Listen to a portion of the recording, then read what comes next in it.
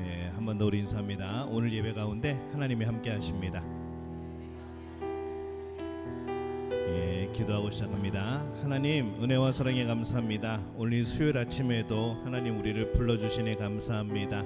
하나님 앞에 진정한 예배자로 서며 우리 삶에 동행하시는 하나님을 경험하는 복된 시간 되어지게 도와주옵소서. 하나님을 찬양합니다. 하나님 앞에 기도합니다. 주의 말씀을 듣습니다. 우리의 모든 삶에 빛이 되어 주옵소서. 예수님의 이름으로 기도합니다. 아멘. 자, 우리 하나님께서 당신을 통해 우리 함께 찬양하겠습니다.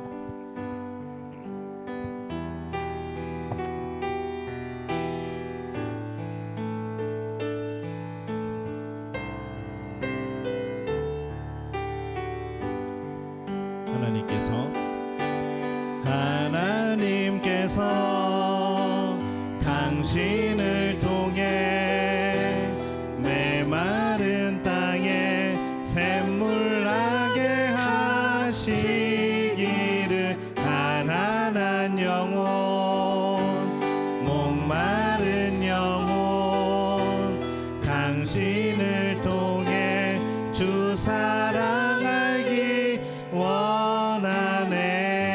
우리 한 번 더 찬양합니다. 하나님께서 당신을 통해 메마른 땅에 샘물 나게 하시기를 가난한 영혼 목마른 영혼 당신을 통해 주 사랑 알기 원하네. 우리 옆에 사람들을 축복하면서 우리 찬송 한번 찬양합니다. 하나님께서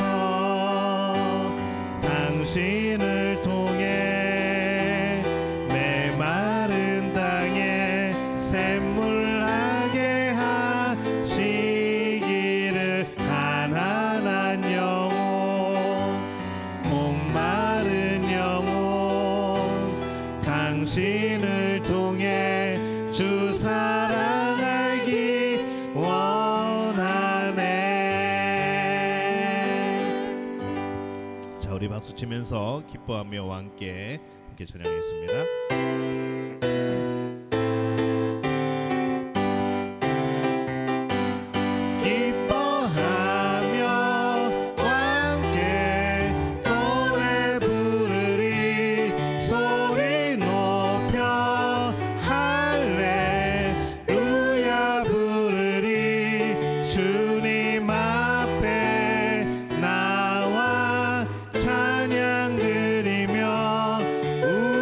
주님과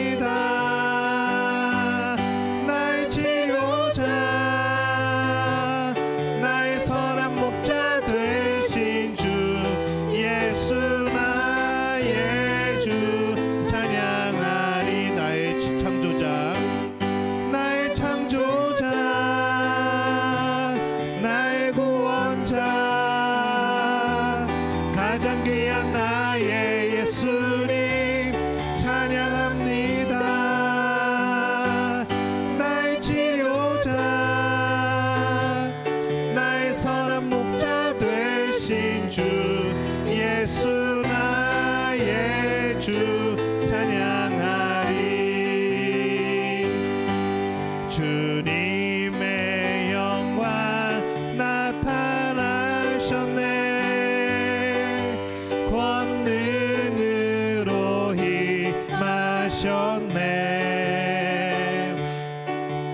죽음에서 날 살리신 주 성령, 놀라우신 주 하나님. 할렐루야. 주의 나라가 할렐루야 임하소서. 나를 선포하리. 만왕의 왕 예수, 주의 나라 임하시네. 주님의 영광, 주님의 영광 나타나셨네. 권능으로 임하셨네. 죽음에서 날 살리신 주 성령, 놀라우신 주 하나님. 할렐루야. 주의 나라가 할렐루야 임하소서. 나는 선포하리. 만왕의 왕 예수, 주의 나라 임하시네. 할렐루야. 주의 나라가 할렐루야. 주의 나라가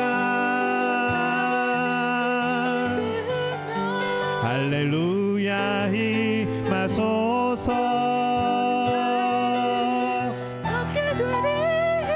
나는 선포하리. 만왕의 왕 예수, 주의 나라 임하. 나는 선포하리. 나는 선포하리. 만왕의 왕 예수, 주의 나라 임하시네.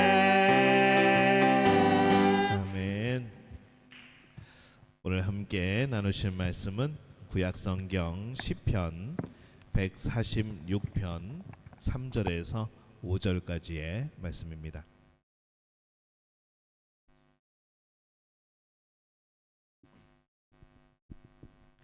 구약성경 시편 146편 3절에서 5절 우리 한 목소리로 함께 봉독합니다.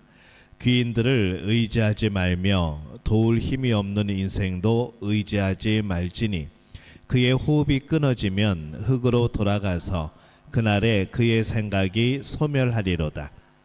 야곱의 하나님을 자기의 도움으로 삼으며 여호와 자기 하나님에게 자기의 소망을 두는 자는 복이 있도다. 아멘. 자, 하나님의 은혜가 오늘 수요예배 또 아침에 우리 일찍 나오신 우리 믿음의 가족들을 축복하고 또 환영합니다. 우리가 교회 다니면서 제일 많이 듣는 말이 이제 믿음이라는 말입니다. 아마 이거 여러분 이 세상 떠날 때까지 계속 교회 오면은 이 믿음이라는 말을 계속 듣게 될 겁니다. 믿음이 없이는 구원을 받을 수가 없고 또 하나님을 기쁘게 할 수도 없고 또 세상을 이길 수도 없습니다. 그래서 우리에게 있어서 이 믿음은 참 중요하죠. 우리가 예수님을 믿는 사람들에게 또 우리가 교회를 다니는 사람들에게 이 믿음이라고 하는 것은 참 생명과도 같은 그러한 겁니다. 믿음이 없으면 아무것도 아닌 거죠.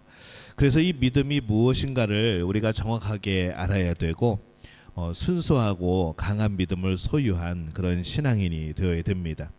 우리가 성경을 자세히 보면요, 이 거짓 믿음을 가진 자가 얼마나 많았는지 또 발견을 하게 되어지고 또 병든 믿음을 가지고 살다가 가장 중요한 시점에서 모든 것을 잃어버리는 그런 불행한 사람들을 많이 성경에서 발견을 합니다. 또 초창기 때는 굉장히 믿음이 없이 살다가 그 믿음이 굳건하여져서 나중에 하나님 주시는 놀라운 역사의 도구로 쓰임 받는 이제 그런 사람들도 우리가 성경에서 만나게 되어지죠. 그래서 우리가 그런 불행한 사람이 되지 않기 위해서 또 그런 행복한 사람이 되기 위하여서 이 믿음의 정말 중요한 요소들이 뭘까 오늘 한번 생각을 해보려고 합니다. 믿음은요, 한 사람의 삶의 방향을 결정을 합니다. 그래서 내가 무엇을 믿느냐, 내가 무엇을 믿느냐에 따라서 우리의 삶이 결정이 되어지는 거죠. 만약에 그 믿음의 대상이 내가 정말 믿을 수 있는 것이 돈이라고 생각을 하면요, 돈과 함께 그 사람의 삶의 방향이 결정이 되어지는 겁니다. 왜냐하면 돈이 믿을 수 있는 것이기 때문에, 믿음의 대상이기 때문에 어떻게 하든지 그 돈을 벌려고 하겠죠. 따라서 돈이 있을 때는 행복하지만은 돈이 만약에 그 사람을 떠나게 될 때에는 불행한 사람이 되어지는 겁니다. 사람을 믿고 의지하며 사는 사람도 있습니다. 내 믿음의 대상이 사람들인 경우 그 사람은 그 사람이 있고 없음에 따라서 불행과 행복이 또 결정이 되어지겠죠. 많은 사람들이 이 땅에 살아가면서 믿지 말아야 될 것을 믿고 그것이 전부인 것처럼 살아갈 때가 굉장히 많습니다. 때로는요, 권력이 전부인 것처럼 생각할 수도 있습니다. 근데 이 권력이라는 게 영원하지 않습니다. 내가 죽으면 끝나는 겁니다. 내가 죽었는데 권력이 무슨 의미가 있습니까? 산 사람들에게나 권력이 의미가 있는 거죠. 근데 우리는 선거철 보면요, 어김없이 이 얼마나 사람들이 권력을 쫓아다니는가 이것을 깨닫게 되어지죠. 또 명예가 전부인 것처럼 생각을 하지만은 명예도 우리를 언젠가 떠납니다. 또 명예로웠다가도 아까 우리 성경 공부 시간에도 나눴지만은 명예로웠다가도 어느 한순간에 우리가 무너질지 모르는 것이죠. 그래서 우리가 생각하는 많은 것들이 참 그 어느 것도 믿을 수가 없다라고 판단되어지는 겁니다. 한번 따라해 볼까요? 그 어느 것도 믿을 수가 없다. 참 믿을 수 없는 것, 투성인 것이 이 세상입니다. 근데 우리가 믿어야 할 것을 믿을 때 오는 힘과 복과 행복이 있습니다. 어떤 할머니 한 분이 계셨는데요, 되게 어렵게 힘들게 또 외롭게 사시길래 그분을 보면서 처음에는 가족이 없는 분인가 이제 그런 생각을 했습니다. 근데 나중에 알고 보니까 그 자녀들이 굉장히 잘 나가고 있던 사람들이었죠. 큰 아들은 대학 교수였고요, 작은 아들은 은행 지점장이었고, 그리고 사위도 역시 뭐 대단한 기업의 그런 중직에 있는 사람이었고. 근데 명절 때 보면은 찾아오는 사람이 없습니다. 그래서 물어보죠. 왜 가족들이 찾아오지 않냐고 물어봤더니 젊을 때 자녀 셋을 남겨놓고 일찍이 남편이 세상을 떠난 후에 이 할머니에게는 그 세 자녀가 정말로 인생의 전부였던 겁니다. 그래서 그 자녀들만 믿고 내 몸 희생해서 이 자녀들을 올바로 키워내리라 그러면서 한평생을 희생하며 헌신하며 그렇게 살아온 거죠. 근데 그 자녀들이 하나씩 결혼을 하고 분가해 나가면서 결국에는 이 할머니를 찾는 일이 점점 줄어들었다는 겁니다. 그래서 할머니는 이제 자신에게 남겨진 것은 세월의 흔적, 이 주름살하고 마음의 고통, 또 실망, 그리고 좌절뿐이라 이렇게 말씀을 하는 거죠. 자녀가 전부인 줄 알고 자녀를 믿고 살아온 할머니였기 때문에 그 외로움이 더욱더 커진 겁니다. 할머니는 그래서 예수님을 만나고 나서 새로운 믿음이 생기기 시작하면서 굉장히 밝아지고요, 굉장히 즐거워하고 남은 생을 어떻게 살아야 될 것인지 알게 되었다고 말씀을 합니다. 처음에는 막 자녀들이 그렇게 다 분가하고 자기 혼자 남았을 때에 그냥 죽어버릴까 막 그런 생각도 했다고 그럽니다. 근데 예수님을 만난 이후에는요, 자녀들이 찾아오지 않아도 돌봐주지 않아도 진정한 마음과 평안을 가지고 또 기쁨을 가지고 또 예배하면서 살게 되어지는 이제 그렇게 됐다는 말씀을 하시면서 이 새벽 예배를 지키시는 또 그런 할머니를 또 만나게 되어집니다.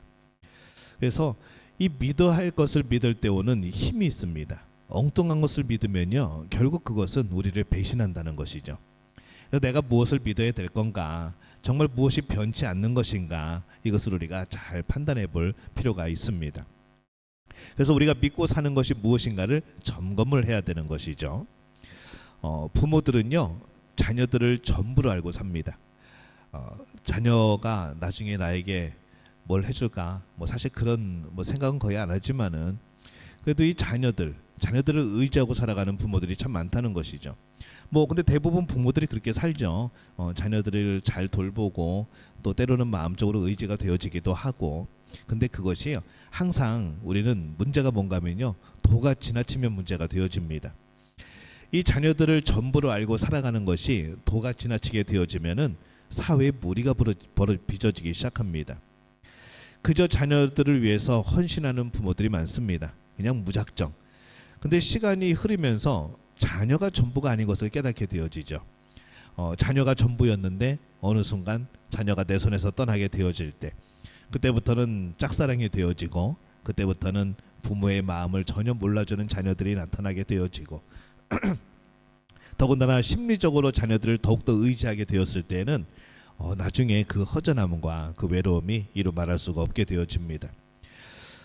그래서 여러분에게 묻고 싶은 것은요, 지금 여러분이 이 순간까지 무엇을 믿고 살아갔는가, 무엇을 믿음의 대상으로 살아갔는가, 무엇을 할 때, 무엇을 믿을 때 내 마음이 가장 편하였는가, 그걸 한번 좀 물어보고 싶습니다. 그리고 정말 그것이 나에게 있어서 정말 나를 영원히 나를 행복하게 해줄 것인가, 한번 진지하게 생각해 볼 필요가 있다는 거죠. 내가 정말 믿고 살아온 것이 무엇입니까? 그것이 영원한 겁니까? 나의 생애를 변화시킬 만큼 능력이 있는 겁니까? 아니면 한순간에 사라져 버릴 수 있는 겁니까? 우리가 오늘 배우자 리스크라는 이제 성경 공부를 함께 나눴지만은, 이 배우자가 영원히 내 옆에 있지 않다는 것이죠. 우리도 우리의 생명이 끝나는 그날이 옵니다. 우리가 자녀들보다 먼저 가게 되어지고요. 그러면 결국엔 자녀들과도 헤어지게 되어지고, 우리가 나름대로 의지하며 살아가는 것들이 이게 참 한계가 있다는 거죠. 아니면 한순간에 사라져 버릴 수 있는 그런 존재들입니다. 그래서 오늘 말씀에 그렇게 말씀을 하는 겁니다. 시편 146편 3절에서 5절에 이렇게 말씀을 합니다. 다시 한번 읽어볼까요? 귀인들을 의지하지 말며 도울 힘이 없는 인생도 의지하지 말지니 그의 호흡이 끊어지면 흙으로 돌아가서 그날에 그의 생각이 소멸하리로다. 야곱의 하나님을 자기의 도움으로 삼으며 여호와 자기 하나님에게 자기의 소망을 두는 자는 복이 있도다. 지금까지 무엇을 의지하며 살았는가? 그것이 사람이었을 수도 있습니다. 그것이 내 직장이고 내 사업체일 수도 있죠. 그게 돈일 수도 있습니다. 내가 믿고 살아온 것이 명예일 수도 있습니다. 권세일 수도 있는 거죠. 근데 이것들이 우리의 문제를 완벽하게 해결해 주지를 못하는 겁니다. 우리는 이것을 이미 알고 있다는 거죠. 이제 우리의 믿음을 세상으로부터 하나님께로 옮겨야 합니다. 내가 지금까지 믿고 의지했던 세상을 등지고 영원히 믿고 따라가야 될 하나님에게로 관심을 가져야 하는 것이죠. 우리가 여러 가지 믿음의 여러 가지 유형들이 있습니다. 근데 이 잘못된 믿음의 유형들이 있습니다. 이 하나님을 믿는 믿음에도 몇 가지 종류가 있는데요. 우리가 하나님을 어떻게 믿는가? 이 첫 번째는요, 한번 같이 읽어볼까요? 시작. 기복신앙. 이 기복신앙으로 하나님을 믿는 경우들이 생겨납니다. 하나님은요, 우리들에게 복을 주십니다. 복을 주시는 하나님이십니다. 근데 기복신앙은요, 그런 종류의 복이 아니라는 거죠. 내가 원하는 복을 구하는 겁니다. 이게 다른 거죠. 하나님, 나에게 복을 주시려면요, 이런 복을 주세요 하고 목록을 쭉 내미는 거죠. 그리고 이대로 주셔야 됩니다. 이대로 주시지 않으면은 저는 삐질 겁니다 라고 하는 거죠. 이 기복신앙입니다. 하나님을 섬기는데 별로 관심이 없고, 내가 어떻게 하면 하나님을 잘 다독여서 내가 복을 받을 수 있을까? 이제 초점은 내 복에 있는 겁니다. 하나님을 섬기는 데 있는 것이 아니라 그게 기복신앙이죠. 그래서 많은 사람들이 예수 믿으면 복 받는다라고 들었고 그렇게 생각하고 교회에 나옵니다. 물론 복을 받죠. 하나님이 우리 영혼을 구원해 주시고 또 우리 죄를 용서해 주시고 또 우리가 이 땅에 살아가면서 하나님이 주시는 복이 분명히 있습니다. 예수 믿으면 복 받는다는 이야기를 듣고 교회를 나왔다면은 절반은 맞고 절반은 틀린 겁니다. 예전에 어떤 분이 와서 입시생을 위한 기도를 해주냐고 물어봅니다. 왜 그러냐고 그랬더니 한 입시생 어머니가 절에 가서 불공을 드리면서 아들이 합격하기를 그렇게 절하면서 손 비비면서 기원한다고 그랬다는 겁니다. 그래서 교회에서는 그렇게 안 합니까? 라고 물어보는 거죠. 뭐 얼마든지 오시라고 했고 교회에서 그런 시간들도 마련해 드렸습니다. 근데 그분이 과연 입시가 끝나고도 교회에 나올 것인가? 입시의 결과에 상관없이 계속 신앙생활 할 것인가? 그건 조금 이제 의심이 되어지는 거죠. 복을 받기 위해서 교회에 나오는 사람은요, 복을 받으면 떠날 겁니다. 왜냐하면 다 이루었으니까. 질병 때문에 믿음을 가지려고 하면요, 질병 믿음이라고 할 수 있는 것이죠. 질병은 끝나면은 교회 떠날 수도 있습니다. 돈은 있다가도 없어질 수 있고 병은 들었다가 나을 수도 있습니다. 하지만은 인생의 한 가지 문제가 해결되면은 우리는 그것으로 끝나는 게 아니라 우리 인생 시험 17개 다니잖아요. 아브람만 해도 17개인데 우리는 사실 17개만 겪습니까? 우리는 한 가지 문제가 끝나면 또 다른 문제가 다가옵니다. 형태는 다르지만은 사는 동안에 우리가 사실 그 문제를 벗어날 수 있는 방법은 없는 거죠. 그래서 이 문제들을 해결하기 위해서 믿는, 그 내가 원하는 복을 받기 위해서 믿는 이 기복신앙은 우리의 믿음을 완전하게 해주지 못합니다. 뭐 처음에는요, 기복신앙으로 시작할 수 있습니다. 내가 복 받기 위해서, 내가 병 낫기 위해서 그렇게 신앙생활을 시작할 수는 있겠죠. 근데 이 기복신앙에서 참 믿음으로 발전해 나가야 됩니다. 그래야 진정으로 하나님을 경험하고 하나님이 주시는 진짜 복이 무엇인가를 알게 되어지고, 그래야 후회함이 없는 그런 신앙생활을 할 수가 있게 되는 거죠. 또 사람들이 흔히 가지고 있는 잘못된 믿음 중에 하나는요, 지적인 신앙입니다. 한번 같이 해볼까요? 시작. 지적인 신앙. 머리로만 하나님을 아는 겁니다. 머리에서 가슴까지요. 저는 좀 짧아서 40cm가 안 될 것 같긴 한데 길어봤자 45cm 안에 머리하고 가슴이 있습니다. 머리로는 이해되는 사실이 내 가슴 속에서 이해가 되어지고 내가 결단해지고 행동으로 나오는 데까지 이게 엄청난 시간이 걸린다는 것이죠. 여러분 어떻습니까? 여러분 많이 들으셨죠? 여러분이 설교 1년에 몇 편 들으시는 줄 아십니까? 모르시죠? 한 주도 안 빠지고 나오셨으면 기본 52번 들으십니다. 여러분 수예배까지 나오시잖아요. 와, 그러면은 2배입니다. 100번이 넘게 듣습니다. 새벽 예배까지 들으시잖아요. 그럼 이게 몇 번일까요? 여러분이 1년에 듣는 설교 편수가 장난이 아닙니다. 제가 1년을 정리하면서 우리 교회 사무총회록에 올해 새벽 기도회를 몇 번을 했고, 금요 기도회를 몇 번을 했고, 수요 예배, 주일 예배 몇 번을 했고, 또 어떤 특별한 행사 때 행사를 몇 번을 했고, 다 숫자를 적어 놓습니다. 그거 보면서 제가 깜짝 놀랍니다. 와, 언제 이렇게 설교를 준비했을까? 그러면서 제가 놀라죠. 우리가 수많은 설교를 듣는다는 거죠. 어떤 분들은요, 하루 종일 기독교 방송 틀어놓습니다. 설교 방송. 그런 분들은 그 시간에 듣는 또 편수가 장난이 아니겠죠. 그래서 우리가 그렇게 많은 설교 말씀을 듣고 하나님 말씀을 듣습니다. 다양하게 듣게 되어지죠. 근데 여러분 정말 예수님 잘 믿고 계십니까? 그 말씀 많이 듣고 정말 그렇구나 그러면서 내 삶에 변화가 나타나고 막 내 삶에 놀라운 역사들이 나타나고 그렇습니까? 이게 쉽지 않다는 거죠. 많이 들어서 알고는 있는데 그 말씀을 듣고 내가 순종하고 온전히 받아들이고 내가 그 말씀 앞에 엎드리고 나의 삶을 변화시키는 이런 일들은요, 이게 참 손에 꼽을 정도로 그 정도밖에 나타나지 않는 겁니다. 그래서 이 머리로는 인정하지만 가슴으로는 받아들여지지 않는 이 믿음을 가지고 있다면은 우리가 이 머리에서 우리의 가슴, 마음으로 결단으로 이어지는 그런 믿음을 우리는 소유해야 한다는 것이죠. 아는 거 필요합니다. 하나님을 알아야 됩니다. 그래야지 잘 믿을 수 있죠. 하지만 아는 것에서 끝나면은요, 항상 평가자가 되어버립니다.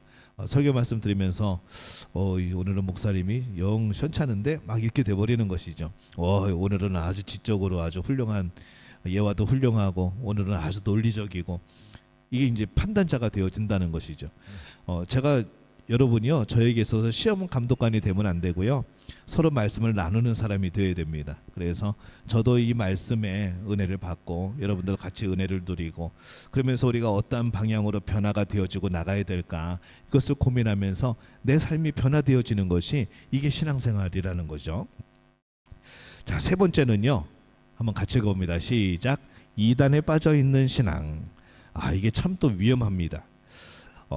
이단들이요 특징이 하나 있습니다. 뭘까요? 우리보다 열심입니다. 얼마나 열심인지요. 아르바이트 해가지고 그 돈 가지고 사람들 섬겨요. 열심히 낮에 아르바이트 해가지고 중간에 한번 모이고 또 전도하러 나가고 그 다음에 그 아르바이트 한 거 가지고 돈 받아가지고 전도하면서 만난 사람들 뭐 사주고 커피도 사주고 그러면서 전도를 해요. 그리고 오후에 또 모입니다. 모여서 또 성경 공부하고 이게 그 S라고 하는 그런 이제 이단 집단에 하는 모습인데 정말 열심히 해요. 직장도 관둡니다. 대학도 관둡니다. 달리다가 휴학계 내버리고 자퇴 내버리고 자기는 하나님 일을 하겠다는 것이죠. 잘못된 믿음인데요. 굉장히 열심히 합니다. 그게 자기 인생의 전부라고 생각하는 거죠. 근데 그렇게 따지고 보면은요. 그냥 외형적인 모습만 보면요. 우리는 너무 쉽습니다. 너무 우리는 죄송합니다. 강단용은 아닙니다. 우리는 너무 날라리 같이 우리는 신앙생활을 하고 있는 거죠. 얼마나 편합니까? 근데 우리는 이런 생활을 하면서도 우리는 더 열심을 내는 그 사람들을 보면서 그것을 부러워하지 않는 거죠. 이단이 더 사이비성이 더 깊을수록요 그 사람들이 더 열심입니다. 아니 몸 갖다 바칠 정도로 열심이라는 것이죠. 그래서 이단에 빠져 있는 신앙인들은요 열심인데 그 열심은 다른 말로 뭐라고 표현해야되는가 하면은 맹신입니다. 맹신이 뭐냐면요 눈 감고 믿는 겁니다. 눈 감고 뭐 어쨌거나 저쨌거나 상관없는 거죠. 눈 감고 무조건 믿는 거죠.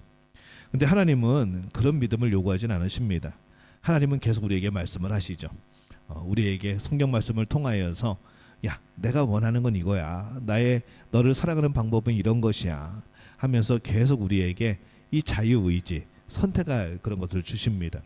그래서 그 말씀 가운데 내가 그 말씀에 엎드리고 그 말씀에 순종하고 받아들이면 내 삶이 변하게 되어지는 거죠. 이단들은요 교주의 말을 곧 하나님의 말씀으로 생각하고 따르는 사실 불쌍한 영혼입니다. 정말 열심히 믿었는데 나중에 그것이 사입이었고 나중에 그것이 잘못된 것이라는 것을 깨달았을 때 그들이 얼마나 처참하게 무너지는지 여러분 그런 못 보셨을 겁니다. 근데 저는 그런 경우들을 참 많이 봤습니다. 정말 며칠 전까지만 해도 그것이 하나님의 말씀이고 진리인 줄 알았는데 성경 말씀 몇 구절 제시하면은 금방 이거 이상한데 이거 아닌데 라고 금방 깨달아지는 거죠. 문제는요 그 다음입니다. 내 자신한테 배신감을 느끼는 거죠. 야 내가 이렇게밖에 안 됐었나. 내가 정말 내가 똑똑하고 내가 대학도 다니고 때로는 그런 굉장히 엘리트에 있었는데 내가 이런 말도 안 되는 교리에 속아 넘어져 갔나. 내가 이런 말도 안 되는 것에 내 인생을 바치고 학교를 관두고 직장을 관두고 내가 아르바이트 해가지고 엉뚱한 일에 돈을 쓰고 내 하루하루의 시간들이 너무나도 아까운 거죠. 그래서 그런 절망, 그런 자포자기 이게 더욱더 그들에게 큰 상처라는 겁니다. 이단에서 교리로 빠져나오는 것은요 어렵지 않습니다. 근데 그 다음에 자기가 겪게 될, 자기가 맞닥뜨리게 될 나의 그 정말 지혜 없는 그런 모습, 정말 나는 똑똑한 줄 알았는데 아니었던 나를 만나게 되어지면서 거기서부터 사람들이 무너지기 시작하는 것이죠. 그래서 이단에서 빠져나온 사람들은요 상처투성입니다. 자신에 대한 상처투성이, 감사함도 있겠지만은 상처라는 것이죠. 그래서 결국 그들의 영혼들을 잘 위로해주고 잘 보듬어줘야 되는 것이 또 우리 기성교회들의 그런 또 역할이기도 합니다. 그러나 잘 봐야죠. 이게 양의 탈을 쓴 늑대인지 잘 봐야 됩니다. 잘 판단을 해야 되죠. 그렇다면 우리가 가져야 될 바른 신앙, 참 신앙은 어떤 것인가? 우리의 신앙은 누구를 향합니까? 예수 그리스도를 향하죠. 그러면은 우리가 진짜 신앙은요 예수님을 믿는 신앙인 겁니다. 오늘 여러분들은 누구를 믿고 살았습니까? 어떤 것이 여러분의 신앙의 대상이었습니까? 앞에서 말한 여러 가지 그런 상황들, 여러 가지 것들이 우리의 신앙의 대상이었다면은 조금 바꿀 필요가 있는 것이죠. 사업도 때로는 내 신앙이 되어버릴 수 있습니다. 내가 이 사업을 위해서 모든 것을 헌신하겠다. 그런 대단한 신앙이 어디 있습니까? 근데 대상을 바꾸는 겁니다. 내가 하나님을 위하여서 이 모든 것을 희생하고 헌신하겠다. 내가 이 하나님 말씀을 지켜내기 위하여서 내 모든 것을 헌신하고 희생하겠다. 이게 진짜 신앙의 성숙한 모습이 되어지는 겁니다. 우리가 예수 그리스도를 믿는 신앙이 진짜 신앙인데, 그러면 그 예수 그리스도는 어떠한 분이신가? 그거는 다음 주에 할 겁니다. 그건 다음 주에 할 거고요. 요즘에 우리 중고등부 친구들한테 어떤 설교를 하고 있는가 하면은 사도신경 말씀을 지금 설교를 하고 있습니다. 그래서 어느 날 갑자기 아이들이 그래요. 삼일체 하나님이 이해가 안 된다는 거죠. 아니, 하나님이 성부 하나님, 성자 예수님, 성령 하나님이 세 분이신데 어떻게 그 세 분이 한 분이 되시지? 근데 또 서로가 같지 않다고 그러네. 이게 어떻게 된 거지? 아이들은요, 저는 이해할 줄 알았는데 이해 전혀 못하더라고요. 그래서 아이들을 요새 다시 가르치고 있고, 그래서 사도신경 통해서 우리가 진짜 믿는 게 뭔가, 우리가 정말 믿어야 될 그 신앙이 복음이 어떤 것인가, 이것을 지금 다시 한번 아이들에게 가르치고 있습니다. 우리들도 그게 필요한 것 같아요. 우리 수요 예배 유튜브에서 찾아보면요, 사도신경 우리 지난번에 했던 그 영상 남아 있습니다. 그래서 내가 무엇을 믿는가 헷갈릴 때는요, 그 영상 찾아보시면 됩니다. 길지 않으니까, 그렇게 시리즈로 나와 있으니까 한번 들어보시는 것도 좋을 것 같아요. 그래서 내 신앙이 과연 뭘 믿고 있는 것인가? 우리의 믿는 것은요, 사도신경에 나옵니다.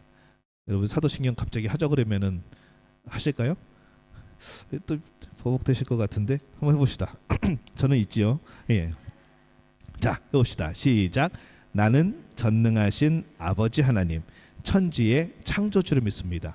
하나님을 믿어요. 하나님을 믿는데 어떤 하나님을 믿어요? 전능하신 아버지 하나님. 그분이 어떤 분이에요? 창조하신 분. 그래서 나는 전능하신 아버지 하나님, 천지의 창조주를 믿습니다. 이게 하나님에 대한 고백이에요. 그 다음에 예수님을 고백을 합니다. 삼일체 하나님을 고백하는 게 사도신경이거든요. 자, 두 번째로 내려갑니다. 나는 그의 유일하신 아들 우리 주 예수 그리스도를 믿습니다.